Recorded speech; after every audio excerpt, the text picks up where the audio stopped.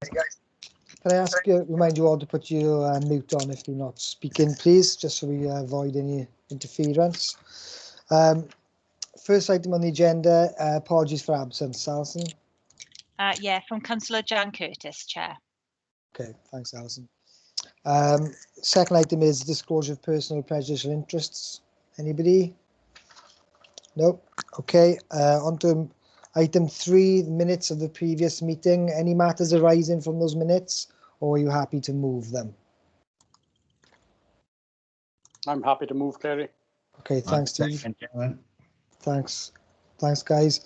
And then on to the first main item on the agenda today, item 4, which is the young carer strategy, which Gavin is come along to speak about. So thanks, Gavin, for putting this together for us. Yeah, no problem. So afternoon all. Yeah, so I think one of the tasks that you set for me was just to give you an overview really of where we're at in terms of the development of the strategy. So I did pull some information together which is there for you in the pack, which I will talk to, but I won't put that up on the screen, so we can still see each other. But it might be useful if you can bring that document up as we go through it. I guess if I give you a run through of the slides, I'm happy to take questions as we go. But if you feel it's something that can wait till the end, then we can just take some questions then at the end, if that's okay with everyone. Cool. Okay. So the first slide really just aimed to give you a bit of a picture of exactly where we're at. So we've had a kind of both a cross-sector and cross-department working group together for a period of time now, really. So that was going back to January 20, and obviously, we'd hope to make slightly faster progress on this, but not so long after initiating the group to look at the strategy. We were obviously moving into the period of the pandemic, so that has definitely had a little bit of an impact for us. So we have been working on refining an initial draft of the strategy, and that's been based on the research that's been available to us and that we've different group members have brought together, and also of course and Agir's joined us here as well, taking on board some of the key messages that young carers and their families have been feeding into us as well. And through the next few slides, I'll give you a bit of an overview of the kind of key areas that we've identified and what we're looking at. So as we go forward, obviously we need to both engage with and consult with young carers, the families. We'll also do some of that with the Parent Carers Forum and our regional carers partnership as well. So that will be an important phase of that. And obviously in the next part of this strategy, the next part of this meeting, you'll be hearing from Jane Whitmore, who's joined us. Afternoon, Jane. Who's going to talk to you a little bit about some of the approaches and some of the things that we need to be thinking about there as well.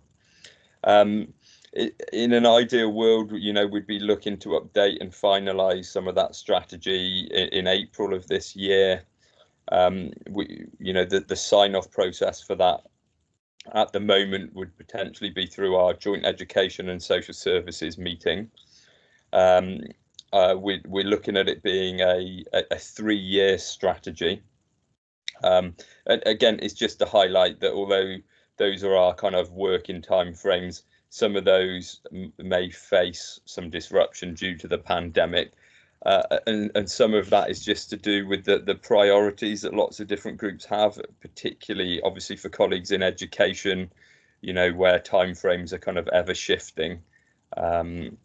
So yeah, it's been a little bit challenging in that sense. So if you have a look at the next slide that I've sent in the presentation, you'll see that there's a number of kind of areas that we've been working on within the strategy document. It's obviously important that we define what we mean by young carers. It's important that we have clear purpose and aims. that we allude to the research, and so we have both some national and some local research that's available to us that we've been looking at. There'll then be a bit of an overview, a kind of a strategic overview of young carers, and obviously AGEAR and Swansea YMCA, who are our commissioned young carers service, are continually consulting with young carers and their families. So they've been feeding a lot of those views into the group, and obviously they are part of the working group for the strategy as well. We'll then need a plan for each of the kind of key aims and purposes of the strategy.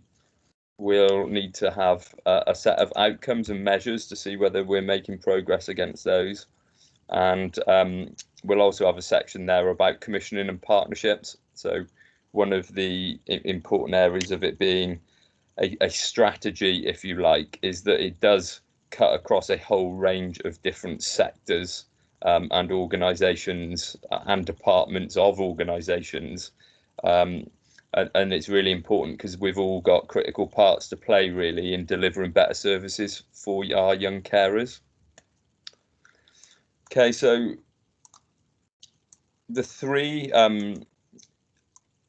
if you go on to the next slide, we've got, as a working group at the moment, we've boiled this down. We wanted to try and keep, I guess there's a challenge with strategies, that we want to try and keep this quite a simple strategy. And when we're doing this work then with young carers and their families, we need it to be written in a language that's understandable by all, which has not always been what's happened with some of our strategic documents, if you like. And you know, we've got further work to do on that. But we wanted to try and keep it quite a simple process. So the working group have boiled this down to sort of three key aims or purposes at present. So the first of which is that we need to increase awareness of young carers and the issues that affect them. And that's something that we know that young people, the young carers themselves have raised with us, is to make sure that those people who potentially could support them really understand what it means to be a young carer and what some of those challenges are. And we also know that for some young people, they might not identify themselves as young carers because they don't have that awareness themselves. So that first one's a really important one.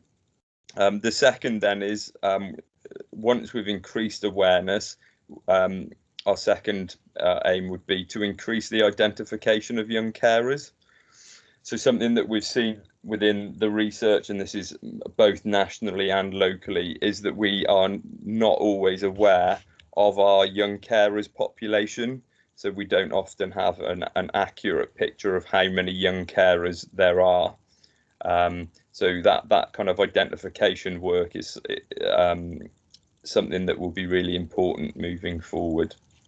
And then the final part, the third purpose, if you like, is to make sure then that once we've been able to work to identify our young carers, to make sure that they're getting the right support at the right time and from the right organisation as well.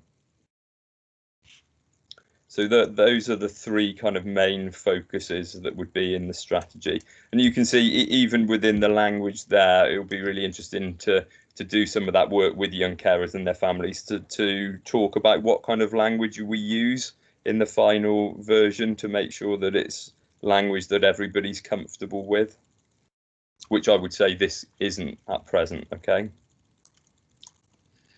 So I'll give you just a little bit more then detail on each of those areas. Leslie, do you want to ask a question? Yeah, thanks, Gavin. It was really just on the first point that you just said, increase awareness of young carers so that they know what they are. I'm just a little bit nervous that I don't want them to end up feeling scared because you're suddenly heightening the importance of what they do, which is it's that I mean, I don't want them to be feel that you know, suddenly made so aware of what they're doing and how crucial it is. Now, I'm guessing you've thought about that, and presumably you've got ideas of how to make them more aware of what they're doing without scaring them to death over it. So in other words, it enables them rather than frightens them. That's my point, really. Thanks. Yeah, no, you know, you're absolutely right to raise that, and you know, the way in which we increase awareness is really important, isn't it? You know, a lot of them understand that it's a really important role, and you know, and they're very proud of a lot of the you know, the things that they undertake. I guess it's trying to strike that balance then and we may tweak that to different audiences. So there's a little bit more information then just to share with you about some of the discussion that we've had around increasing the awareness of young carers. So we've been exploring having both a kind of a digital training session as well as actual face-to-face kind of training sessions.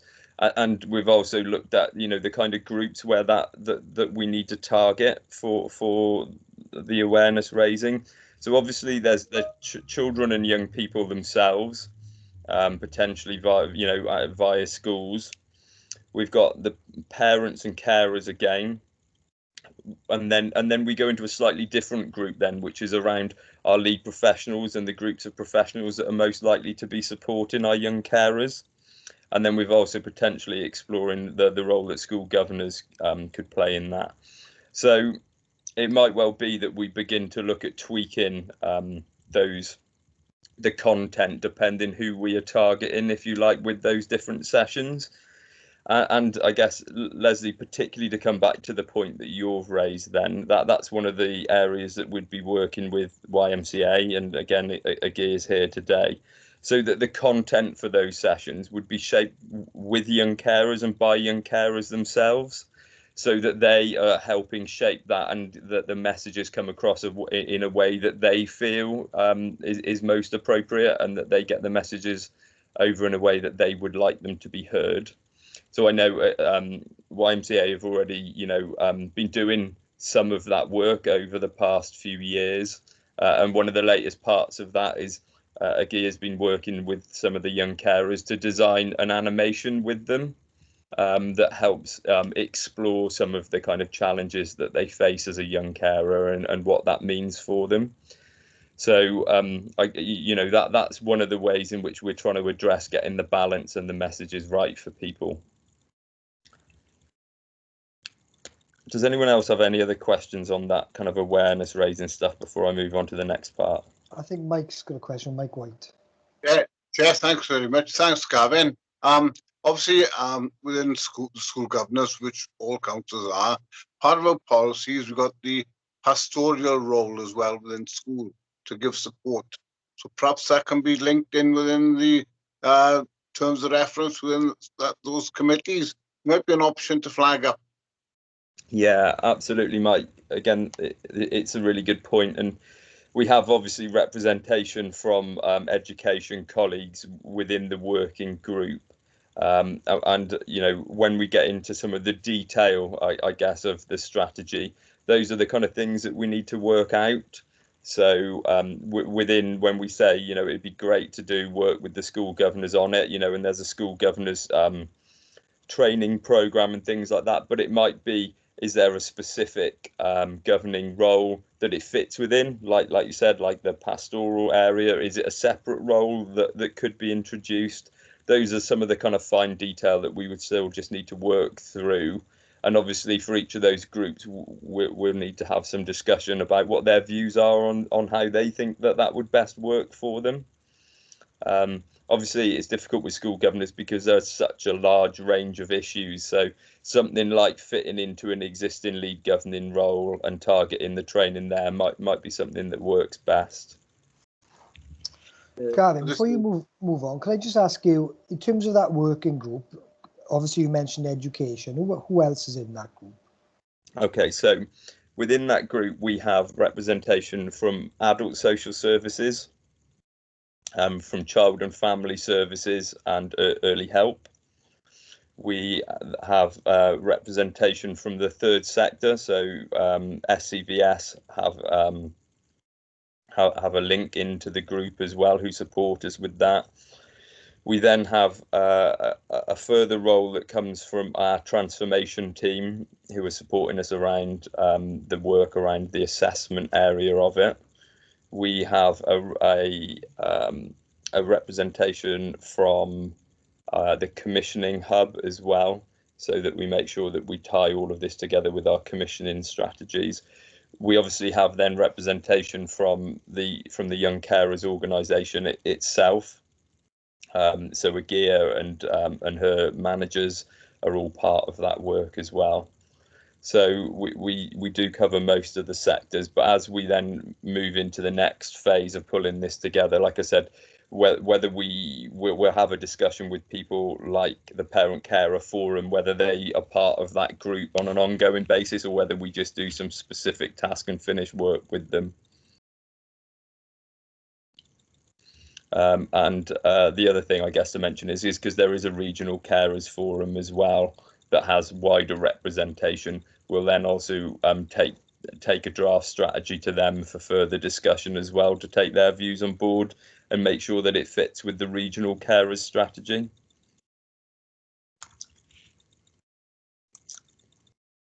Is that okay? Anyone else? Great. That's great. Yeah. Thanks, Gavin. No problem. Okay, so then if we go on to the next slide, which is about increasing the identification of young carers. So one of the things that we've been looking at there is around within a lot of these different services, organisation and departments, although we would want all of the staff to have a level of awareness of young carers, and that would be part of the targeting. We would also want all of those areas to have a lead officer. So much like you've mentioned with the governors, it would be the same with schools. So we would like every primary school and secondary school to have a named officer who's responsible for promoting the work with young carers. And again, that's likely to be potentially a pastoral lead or a deputy head. You know, it would be whoever the school identifies, which may be slightly different between primary and secondary. But we'd also want those lead officers that would apply across child and family services and across adult services, early help services, into the third sector as well, so that we have a kind of a clear database then of all of those individual leads, so we can circulate the information to them. And we would also want a kind of a clear set of role responsibilities, so that people understand what it means to be a lead. And that would be a big part of obviously helping us develop the work then. In terms of actually increasing the identification, then part of the role of those leads as well would be supporting us to have that our identification systems in place. And I guess the most obvious place to start with that is within the school system.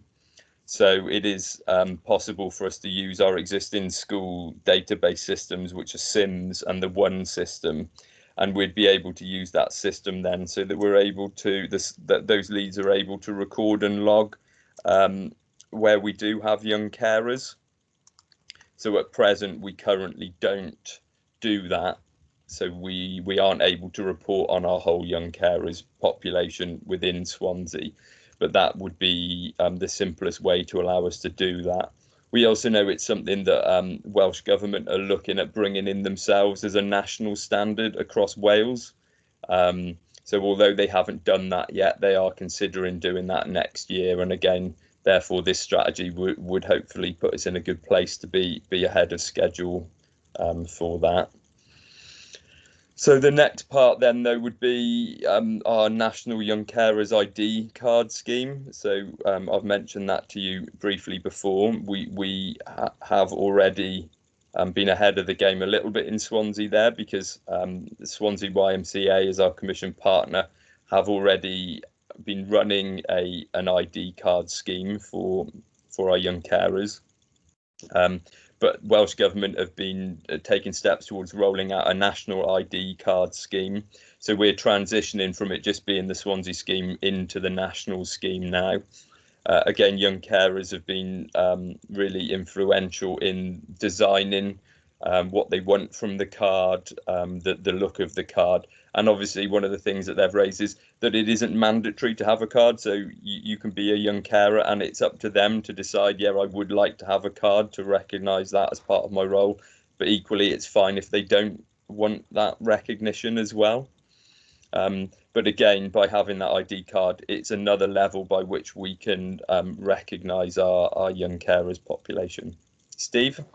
Yeah, I do have concerns with any national ID card and you know the data protection issues, etc., etc. But I also see this as, you know, is there any negative impact by those who, as you've identified, don't want to have an ID card? And you know, are we sort of putting a concentration on an ID card rather than identifying these youngsters through the school system? It's just, to me, it's a bit of a conundrum there. I'm just wondering what your thoughts on that.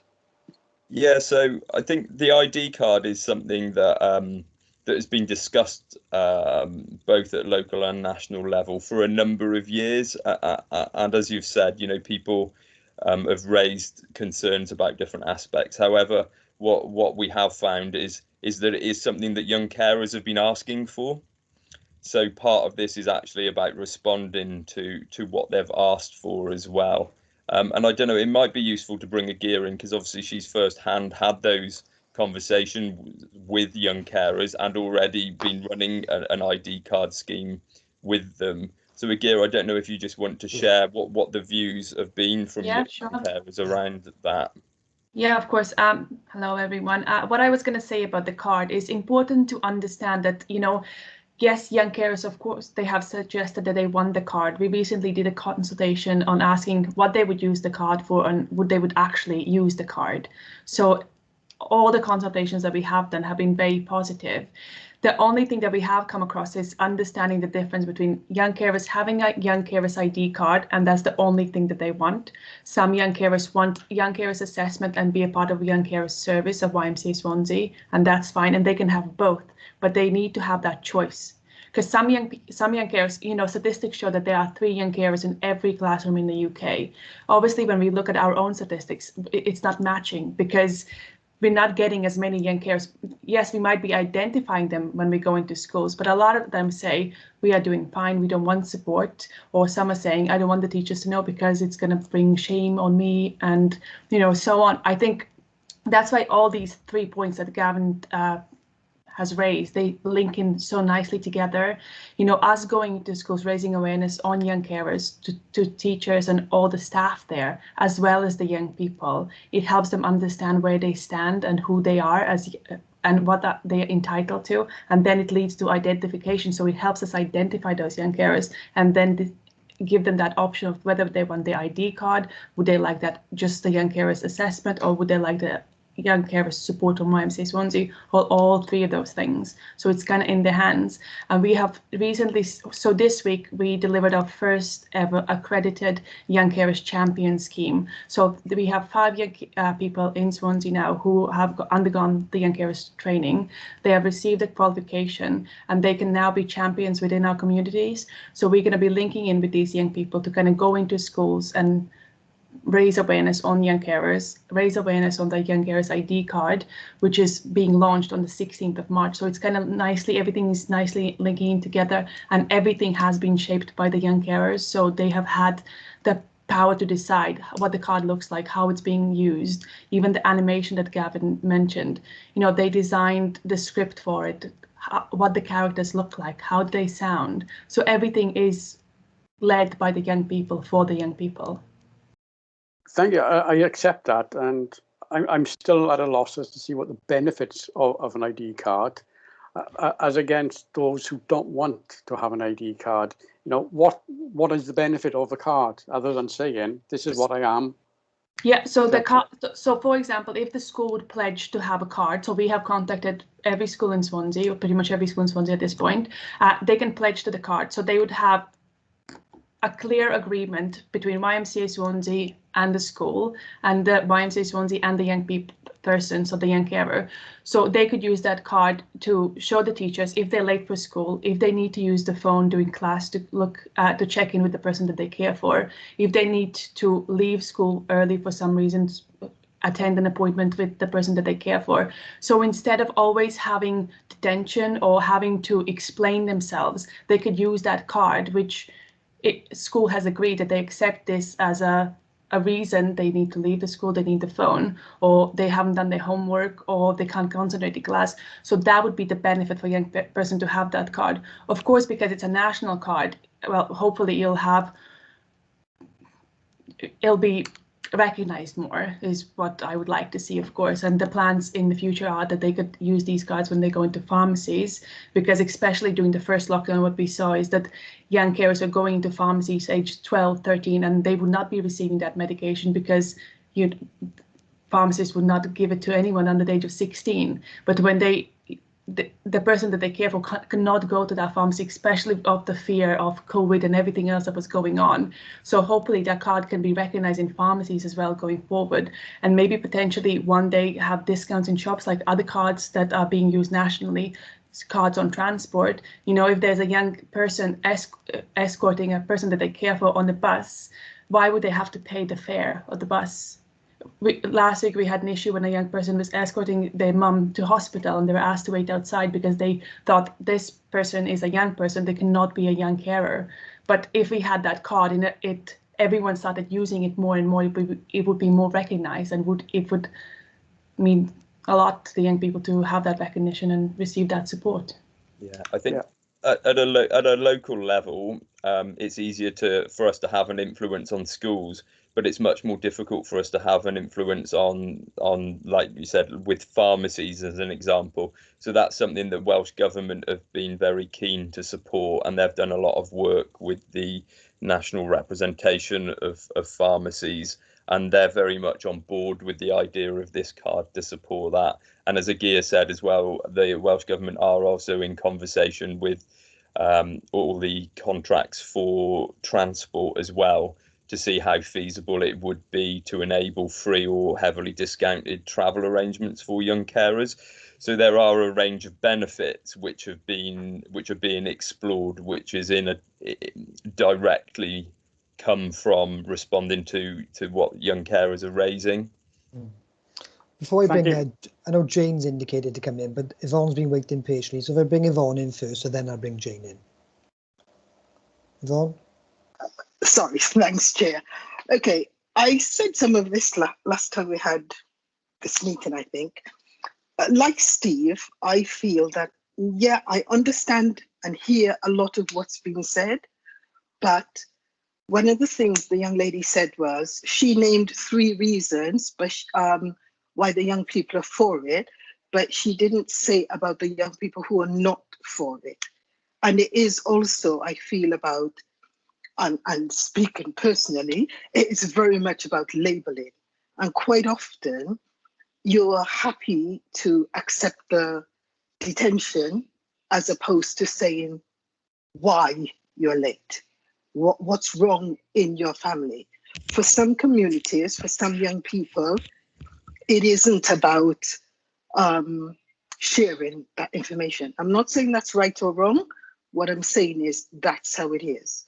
So are the young people is the card being imposed? And I hear all the positives about it, but I also struggle to see the point of the card, because right now schools are aware if you're a carer, and if they're not, then there's something missing, because certainly the 2 schools I'm governors for, they're very much aware of the 3 children in their class, as the research shows, who are carers.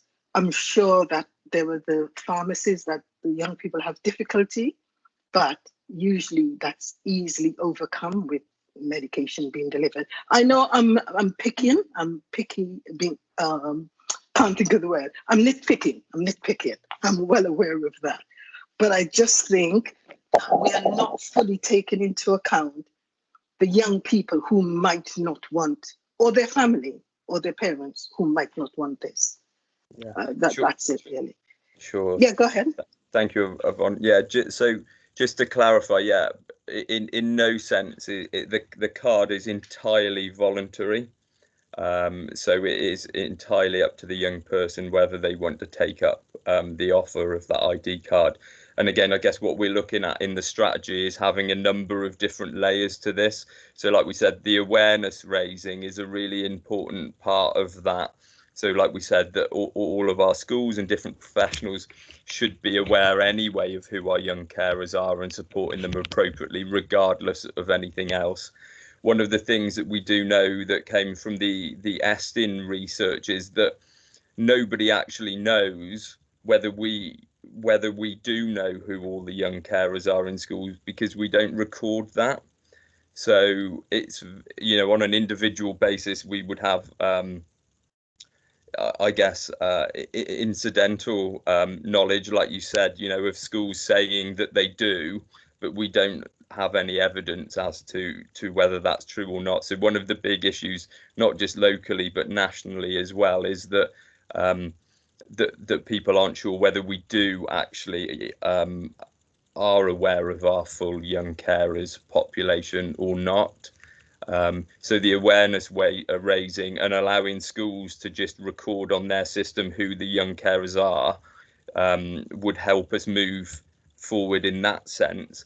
But then I guess responding to what some of those young carers are telling us about wanting an ID card, we're also responding to that. But we wouldn't imagine that every young carer would want to take up that ID scheme. It's just an offer should they wish to.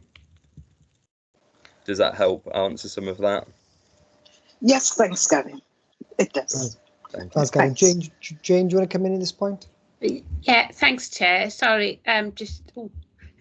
just to sort of follow up on that point, and it's just interesting about how you know the ID card is perceived, because it can be a really good thing, and you can see about identification. So during sort of obviously lockdown and COVID times, so what's happened from sort of a carer's perspective in general is the need for a carer's ID card rather than a young carer's ID card, for that very reason of travelling or pharmacies or going to the supermarkets. You're not on your own, so why are you here? Why can't you be at home? And those kind of things. So that's been sort of fed back from a sort of all carers perspective, and that's really useful and really helpful. However, I do take your point around it's not for everybody, and it is completely voluntary. And I guess the thing that as we move forward with the strategy development and sort of thinking about the second point about co-production, how we can do this, what would be really interesting is to get underneath them why young carers don't want a card. Because actually that's really important, because we understand why it would be important for them to have a card, or would be the benefits of it. But actually the understanding of why they don't want that card, and they don't want to be labelled or don't want to be identified, whether that's because of their peers or their school or their community or home life, that's a really interesting point, because and then it would be what could we do different, and how and why is that the case, and how do we change that, rather than think about, oh, let's get everybody to have a card, because you know there are benefits, but it's a complete choice, and it's not for everybody. So I think Gav said, in terms of that sort of range of offers that are available, to make sure that we do know that young carers are and how we can support them, or if indeed they need our support, because there is that as well in terms of actually moving that through. So that kind of makes sense. I'll stop talking. Yeah. Thanks, Jane. Right. Can I come back just quickly? Yeah, quickly then, Steve. Yes. Yeah. No, it's now that it's been explained by Jane and Gavin and Agesia about the card and the benefits, for example, pharmacies and buses, etc. I can see the benefits, but I think we need to be able to sell that in the right way, so it is understood what it's for, and it's not just to identify somebody and use it in their minds, using it against them. Not that I'm saying that they would, but I think, and that's what we need to concentrate on. That's all I would like to say. Thank you. Just another quick couple of points that I think are relevant for this. So when we consider whether schools are aware of who their young carers are, that's often much more straightforward in primary, when a class has a teacher with them the whole year.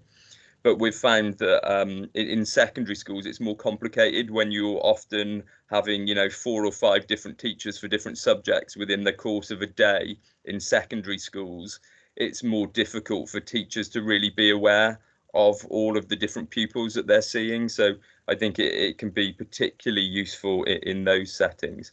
And just I know we touched on this when we talked previously, but just in terms of the awareness raising of the roles of the carers, it can be quite complex. So sometimes in families where parents or carers have significant mental health issues, or there might be drug or alcohol dependencies, some of those issues that not everybody would be maybe aware then sometimes that that there might be a young carer in there, and they might not even be aware themselves, particularly if they are helping looking after their siblings, taking them to school, having to pick them up from school for their younger siblings. So it's just making sure that people are aware of what a young carer can be. So yeah, that's where we often worry, I guess, that there might be young carers out there that we aren't aware of and might not be getting the right support and not understand even that they are in a caring role, because it's something that they have grown up doing. Okay, I know we're a little pushed for time, but if we just go on to the next part, which was about ensuring that they get the right support at the right time. Chair, could I just come in 1 second? Perhaps might help Gavin. In regards to the comp, clearly you would have, if you had one sort of staff member overall seeing this under the pastoral hat, but also a year group colleague as well.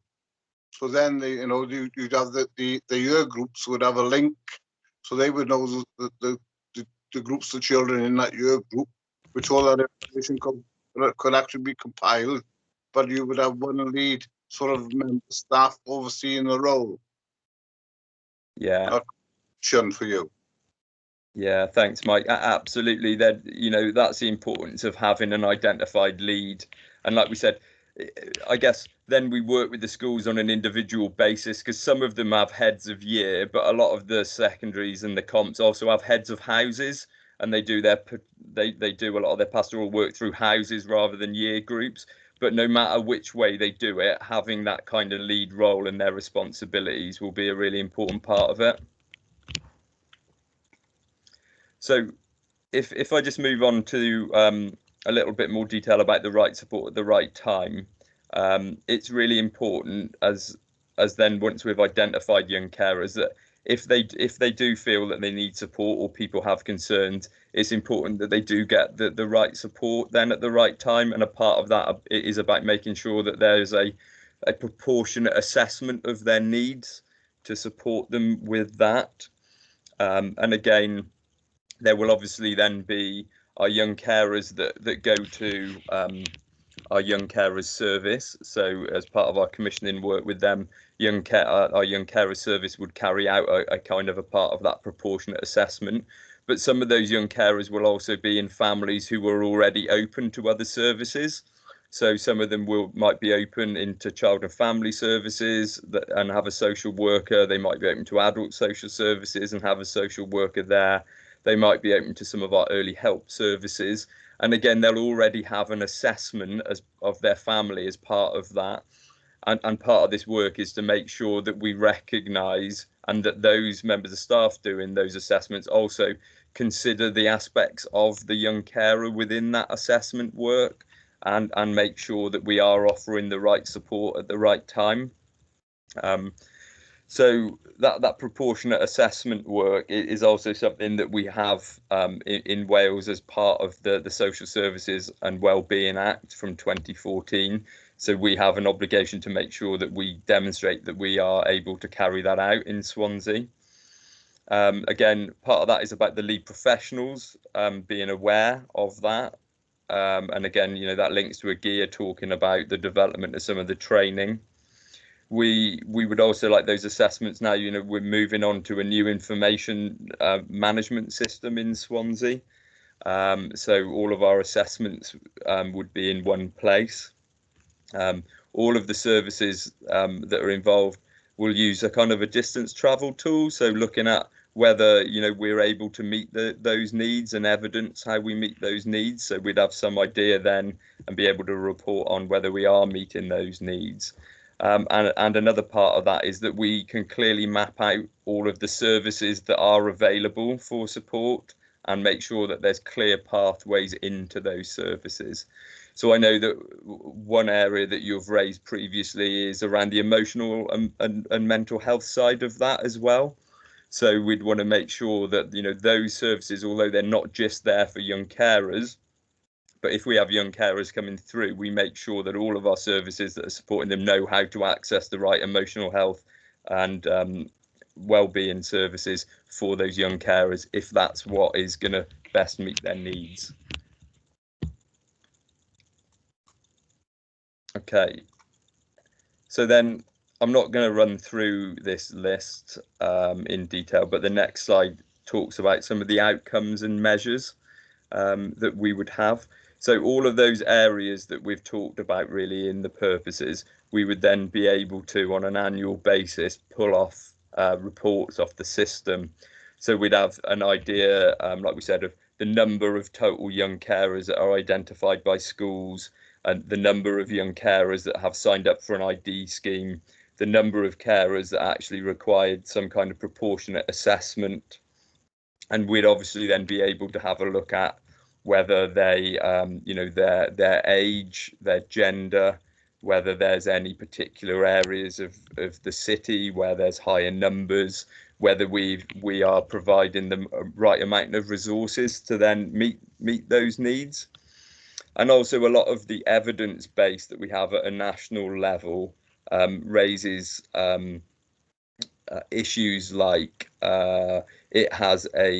if you are a young carer, you may be likely to have lower school attendance and have slightly lower results from your education as well.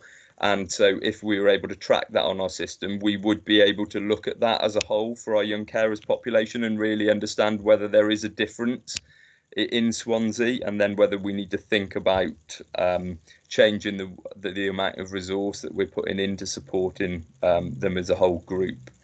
So that will be a really important part of us tracking whether this strategy is having success. But to start with, we need to have more accurate baseline information than we do at present, and we hope that this strategy will help us move a long way towards achieving that. And then the final slide is about kind of our next steps.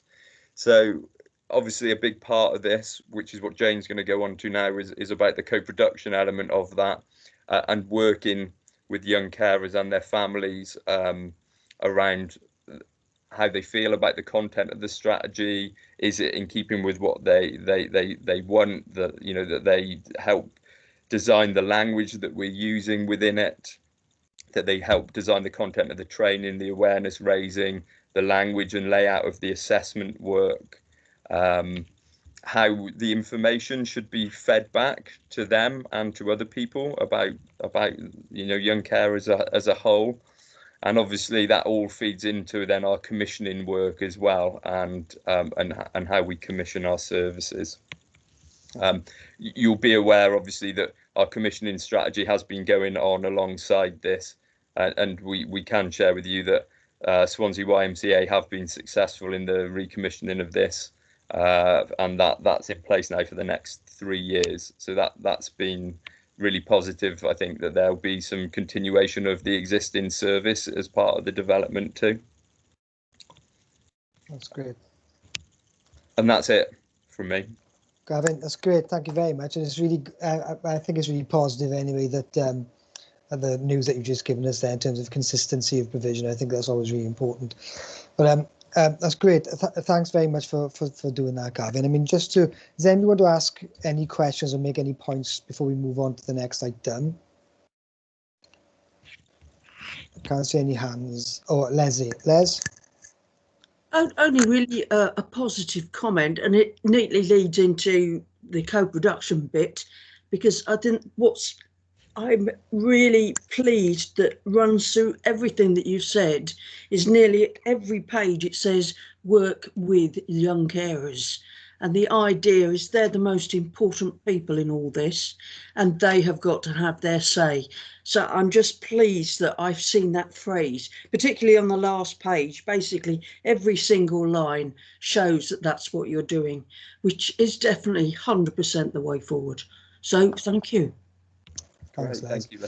I mean, Gavin? you'll often, just to say, you'll often find, with officers like myself, I can be a little distant from it. So that's where it's really important, and the conversations I have with the gear, because the gear is the key person to this, who's really then designing and linking in with our young carers and the families, but that I am, in keeping with our co-production strategy, then making sure that we genuinely do listen and do it in the right way. And that's what we're aspiring to achieve with this piece of work. And obviously, it's great that you're involved as well, so that you can see whether we are able to do that in an effective way. Yeah, that's great, Gavin. Just before I bring Jane in, just to say, obviously, thank you for coming and doing that. But in terms of the committee's role going forward, obviously, I can see from the working group, the people that you aligned on there. It's quite a complex piece of work, actually, isn't it? With a lot of different stakeholders, for want of I don't like that word, but you know what I mean.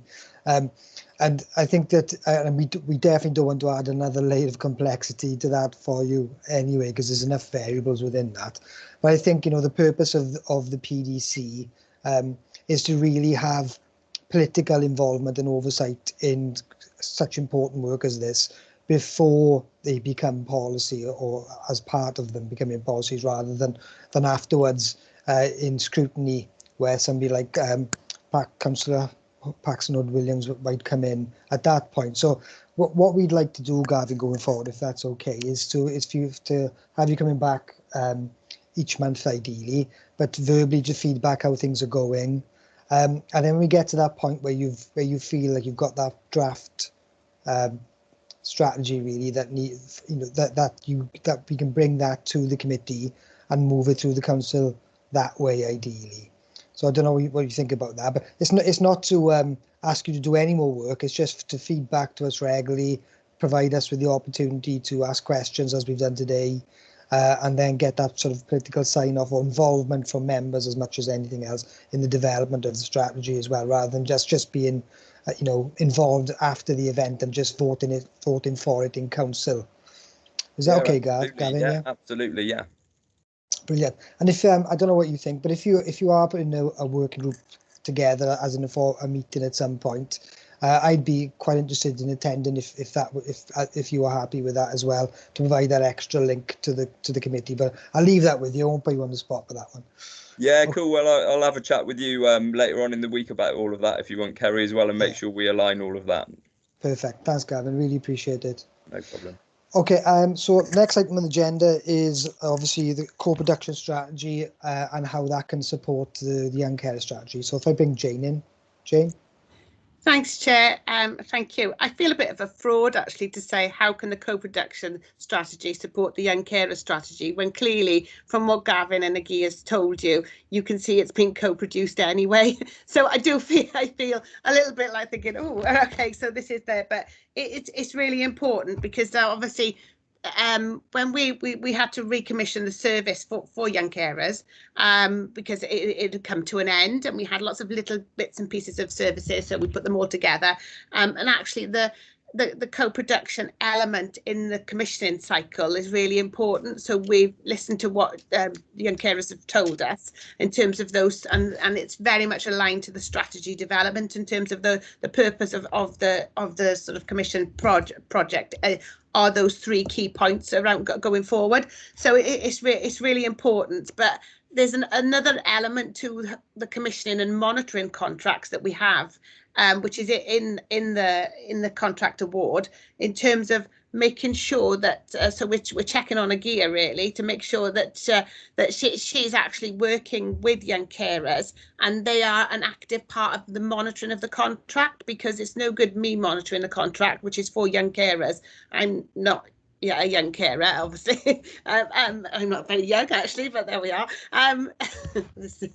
But it's no good me saying, oh, well, what have you done? Oh, that's good. That's not. What do I know about it? It's really important actually, and that is the sort of ethos of co-production and working together, is to understand and listen to what people are telling you and what's working well and what's not, and what do we need to change for the result. So if I had to sum up my next presentation in one word, that's probably about it, because that's what's going to tell us if it's good or if it's bad. It's listening to people and actually changing based on what matters to them and what's important and what's not notwithstanding all of the data and all of the bits and pieces that's also important. But actually that's a really key part of it, and that's something that we want to drive forward through all of our commission contracts in social care, is that we have that voice and that coming right the way through. I've gone off on one now without even putting a presentation up on the screen. Alison, you might have to help me. Do I share my screen? And because apologies, I didn't send this in advance. I'm trying to share my screen, but it's not coming up as an option. So I'm struggling for a minute. Okay. Yeah. If you have it available, can you try sharing your screen? Okay. I'll try and share in mine, but if you need to shout at me and ask me a question, you'll have to shout, because I don't think I can see you when I do that. Is that okay? I'll have a go. And hopefully this works. Okay, is that okay? Can we all see that? Yeah, we can see that, Jane. Okay, there we go. So the chair asked me just to come today and just to talk a few points about how the co-production strategy can be used as a tool to develop the young carer strategy, or further develop it. As I said, as Leslie made the point, it's really good to see that all of those words coming through, that actually we would do this together. So just a little bit about the co-production strategy and sort of the tagline for it, and actually what is co-production strategy, and how we see it as social care in Swansea. And it is just simply, there's just a simple word about working together, and as counsellors, and you do this on a daily basis. You work, that's what you do. So it's an interesting audience that when we're talking to officers who work in the council, it is a different, it's a slightly different conversation. So this is the tagline which Citizens designed for us in terms of what co-production is, in terms of that relationship and equal sharing of power about those people who are receiving their support needs and care and support, and those who are responsible for delivering them. So actually, how do we work together to do that in the most effective and efficient way possible to improve the outcomes and life quality chances for people in our communities? So a bit of background is the co-production strategy is it's very new. It went through Cabinet in January and was adopted at that point. Because it's been in progress for the past 2 years, and you might think, oh goodness, that is a long time for a strategy to be produced. But it was co-produced with the Swansea Co-Production Network, so it was developed together with officers and citizens, so that it actually means something to everybody and something that we can all be part of. So it sort of draws a line in the sand about where we are now and where we want to be, because it just very much outlines the journey, because it doesn't happen overnight. It is a lot of work that needs to go on in terms of culture change, and as we move this forward. So that's what the sort of the purpose of the strategy was, is to say this is our aspirations, this is where we want to be, but we recognise that that's going to take a while for us to get there, but this is definitely the right thing to do. And I guess in terms of how we embed co-production, especially as we move forward, it's that understanding of what it is and what it's not. So that there's a lot of people think that, oh, everything has to be co-produced, and then they get confused with what's co-production, what's just consultation, and what's just asking people. It's not about just asking people. It's more than that. It's about working. It is about working together. So there's a culture change needed. So a lot of officers, especially the ones who've been around for such a long time, if you've worked in a certain way for over 20 years, about this is what I do. All of a sudden you're being asked to say, well, actually, and you're questioning the way you work. So it's questioning because you always try to do the right thing, but sometimes people can be a bit worried about when they say, well, actually, you've been trying to do the right thing, but that's not the right thing for me. And some people can take it as a real criticism, but it's about a culture change and saying it's not a criticism. It's about understanding how we can do this in a different way that is better for everybody.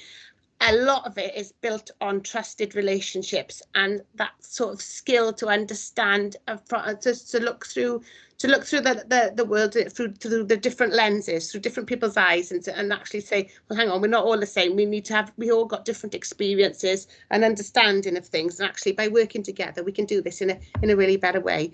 And sort of that understanding then that the networks that we need to co-produce have to be really, really broad and wide, so that we don't depend on the same people all the time. So I think many years ago you'd have a citizens panel. I think that a lot that's been involved in the council for a long time. It's just, and it would be a group of the same, to 20, 30 people that we would ask the same question over and over again. That's not co-production. Actually, it's about understanding and working with networks of people who are involved and using and receiving that service, rather than just somebody who is just a citizen who might not actually receive the service or need the service. So that is a very, very different way of working. So it does take a lot of organisation and linking in with all of the different partners, the sector partners, statutory partners, and the different groups that are out there, so that we get that sort of broad knowledge and understanding. Specifically for children and young people, because we are talking about young carers, and obviously we have signed up to the UNCRC as we have in Swansea for the past, well, gosh, I think it was back in 2013, seems like a long time ago, and about the rights of the child. But we just to in order we always work in the best interest for the child, is that taking that consideration in terms of the balance of involving the children in delivering and designing services, but actually and giving them the opportunity to be part of it and express their views and say what they think it should happen, but not expecting them to do it, because there is a really, really fine balance that we've got to achieve without overloading. That's not just for children, that's for people in general, because some people will go, I don't want to co-produce, I don't care, you get on with it. But actually other people might say, no, actually we want to be part of this. So it's a really, really fine balance. And again, it's about those trusted relationships with how you can have those conversations and move that forward. Jane, Leslie Walton. Les has got a question for you. Okay, Leslie. Sorry. I thought I knew I couldn't see as I can only see in the corner. I'll stop now. Sorry, Leslie. Go on. No problem. It was really a comment just to sort of reinforce the fact that you were saying that sometimes logistically it's quite difficult to organise co-production, and I can see that. But my feeling is also by putting that extra effort in the beginning, it probably pays off big time in the long term, because you're not then enforcing something on people, and what they're going to do if you do it that way is come back at you later on. Absolutely. Which in fact creates more work. I think what you're doing is effective, and probably in the long term ends up creating less work for you, not more. Absolutely, I couldn't agree more.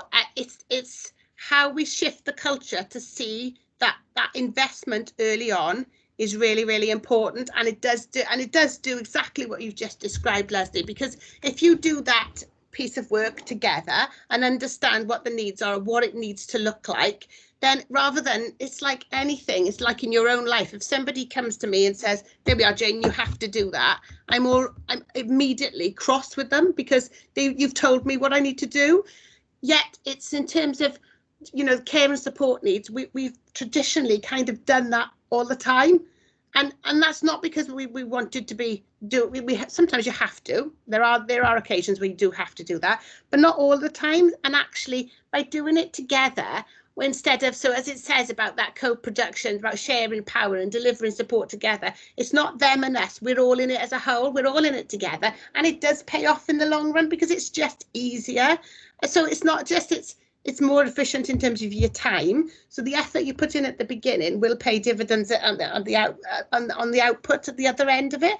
and people will feel better about it. So it's not just about better out. So the outcomes are really difficult to measure, because you go on a journey together, and but it is about that trusted relationship, because you start off on the journey with a blank piece of paper and you say, oh well, I think this might work, and then it's a bit like peaks and troughs, and then you get into a little bit of a bit of a conflab about, well, actually I'm not sure about that, and then you come down and you come to a conclusion again, and then you go, oh well, actually then but you come out of it stronger.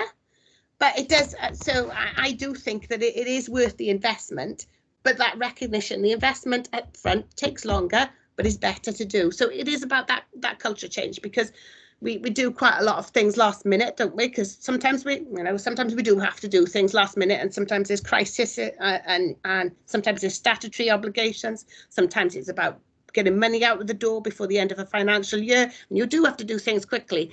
But if we start working in the way where we've got those trusted networks of people that we can talk to and have that conversation, say, I know this is not the greatest way of doing it, but we need to do it quickly.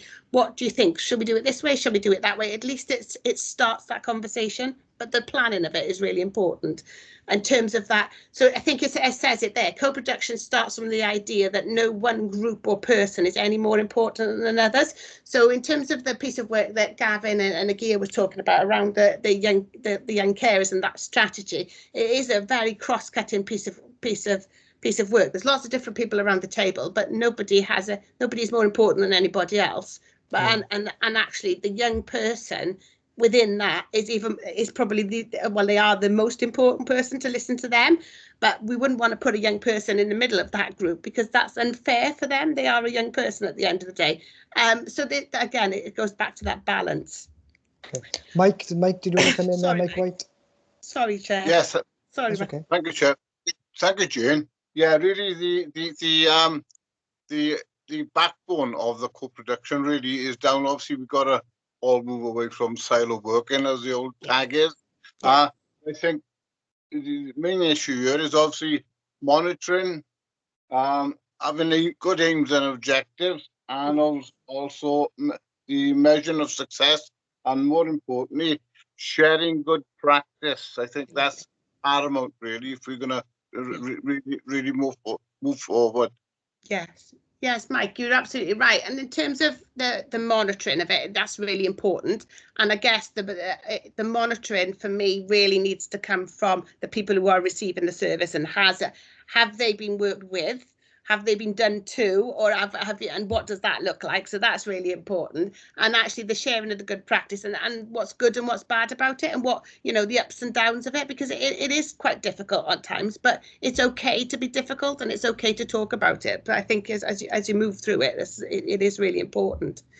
I guess this the principles that the principles of co-production have been published in the Social Service and Wellbeing Act back in 2014, and are well known. So it comes on about the valuing of all participants, build on the strengths. Some people are good at some things, some people are good at other things. It's that development of the networks of mutual support, so we can all get on with this together, a bit like you were just saying, Mike. Do what matters for all of the people that's involved. So it's not doing what we have to do or what we should do or what somebody thinks is a good idea. It's actually doing that value work about what matters. Again, it's around that trust and that building of trusted relationships, and how you can share power and responsibility equally. And then the last one, the principles is that people can be change makers, and organisations enable this to happen. So if somebody asked me to describe my job, that I almost see myself as an enabler for change to happen. I don't do the change, but actually by working with people and partners and all of those different people, that change can happen. So that's a really interesting one for me, because that's the one that needs to be sort of flip our mindsets as we move forward with this. My next so the other one is I thought I was on my wrong slide then, sorry. Co-production, what it's not, and again it's really important to understand about. It's not engagement or consultation. It's not doing two. It's about sharing power, doing with somebody, so doing it together. But it is built on those good quality of participation and engagement tools, because you've got to have that relationship. So you might start with consultation, you might start with engagement or participation, and you might move towards co-production, but you've got to have that good grounding and that good relationships before you can do that. And this is a bit that I was going on to. This is a diagram that's used quite often, and it's about that journey about doing two, well, about coercion and protection. So sometimes in terms of safeguarding, you have to protect and you have to just do it. And that's always going to be the case. And in terms of that statutory responsibility, doing two. Doing four is kind of the middle bit that we're probably in at the moment, that we do quite a lot of that as a council all across the day. We provide information and consultation and good opportunities for participation and engagement. But it's where we want to get to is doing with. So we're all doing this, and that involvement about working in partnership and collaboration, about co-commissioning and designing, delivery and evaluating services. And we're all doing that together. So in terms of the journey, so sometimes you'll see it described like this, or a ladder, or a cycle, but it's actually where we'd want to move to is doing things, doing with people as the best we can, and that investment early on to get to do that properly, so that we get the better outcomes at the end.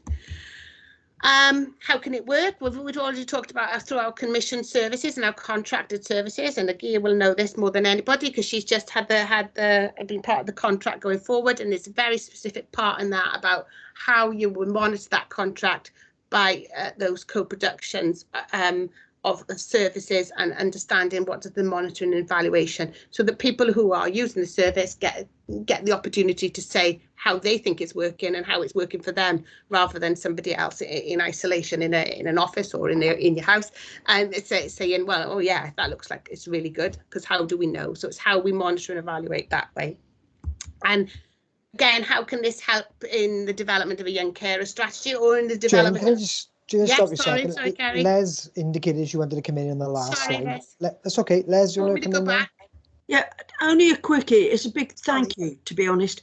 I'm very pleased that you've differentiated between the words education and information, because I think we use the word education far too much, as if we know best and we're telling others this is what you should be doing. Information is what I think we ought to be doing far more. It's just simply saying, we know something that you might not be aware of. Here it is. A big difference. So I'm so pleased to see that you've differentiated between the two. Thank you. Thank you, Elsa. It's a really important point, actually. And sometimes some of the little words that we use and the nuances behind them are so important. So the difference between education and information is a really good example, because the information is out there. You may want to use it, but it's not saying that we are telling you you have to. It's a bit like the conversation earlier around the ID cards. We're not telling you have to have an ID card. We think that this is the information of what might benefit for you. It might be important, it might not be important, but it's also equally as important to know why people don't want that. So it's understanding all sides of it. Sorry, thanks. And so my last one is around, so how can we, so using this then really as a tool in terms of any strategy development. So this was in particular about young carers, and as you've seen from Gavin's last slides in terms of the next steps and about how we're doing it, I think it's really important to acknowledge what the young carers have already told us. There's a huge amount of information that we've got, and I think Agia would probably agree with me that young carers tell us, yeah, we've told you what we think. Can you just get on with it, with doing it, rather than just asking them again? And I think that they'd like to see, what does the strategy look like? How will they be involved in monitoring it? And what's so really important around how does that go forward, like we've done in the contract, but in terms of the strategy as well, in terms of that monitoring. I think it's really important as well that sometimes we as officers, we say, all right, let's get everyone together, come to us and tell us what's working. Whereas actually sometimes we need to go out. I mean, obviously in COVID times, it's interesting to go out and hear what's working and see it, but actually and get into the work. But you can do that virtually as well. So rather than us put in all of a group of young carers who might be working with Agia in a really bringing them into a meeting for us, is actually maybe we can go to them and say, this is your group, can we join your group and understand what's going on for you, and doing it that way. talked about monitoring, and then the offer really about some further training about how we can embed this approach as we go through it. And I'd ask Lisa to come and do some of that if you want to, really. I think that's my last one. Yeah, that is my last one. Sorry, guys, I know I talk an awful lot and very quickly, and I can't see the screen. I can see you all again now, so I've just waved my hands around like a mad woman, and it's been recorded. Excellent. There we are. I'll stop talking now. Thank you. Thanks, Jane. I'm really glad you came along to do it. And one of the reasons I wanted you to come along was not just for looking at it through the young carer strategy, but more broadly, the other work that we go on to do, and basically how we operate as a committee as well, in the way that we work from month to month. The principles underpinning the strategy, sorry, are kind of the way that the committee should be looking to work going forward. So of course, that includes the young care strategy, but it includes everything else that we go on to do, I think, as well. So that's really important, I think, going forward. Does anybody want to ask Jane anything or raise any points now at this point? No? Okay. Thanks very much, Jane, and thanks, Gavin, for coming along. Thanks, Agia, for coming along as well today. It's really helpful to have you all here. The next item on the agenda is, or the last item on the agenda is the work plan. So just to give you a heads up, I had a meeting this morning with Jane and Amy Hawkins and with Alison Pugh around our next item of work, and looking at the development of volunteers strategy. So we know that volunteers have been really, really important. Well, they're always really important, but they've been at the forefront in terms of in our communities in the response to the pandemic, whether that's in food banks or where there's picking up prescriptions or whatever.